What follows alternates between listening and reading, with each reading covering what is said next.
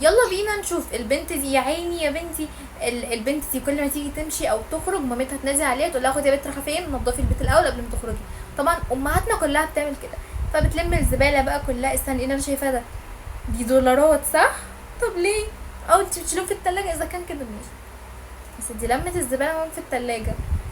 يعني احنا بنتمنى دولار واحد. يا عيني يا بنتي على الوقعه. ما هو لازم تقعي من اللي انت لابساه بجد، دي ده لازم تقعي.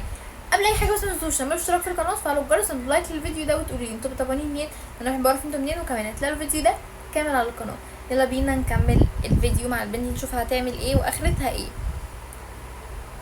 طب انت ليه بتطلعي من فوق تنيلي الكنبه؟ انت ليه يا بنتي؟ بحسك مؤذيه بجد. انت مش بتنضفي، انت بتعكي اكتر.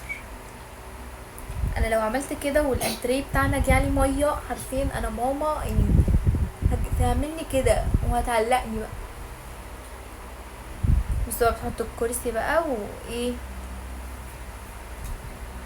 عايشة ايه حياتها وفرشت بقى. الله، انا بحب قوي افرش، بحب قوي قوي قوي مرحلة الفرش دي.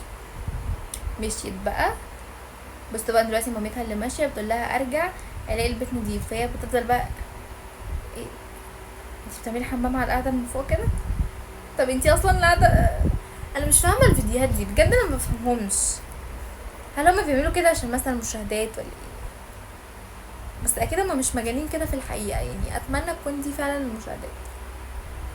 بصوا يا جماعة لابسة الكعب قد ايه، بجد صعبة قوي قوي ان حد يمشي بيه ويفضل يعمل بيه حركة كبيرة كده. انا لما بكون في فرح وبلبس كعب كده حرفيا انا بكون خلاص، بتكون رجلي ورمت بجد. فهم ازاي كده؟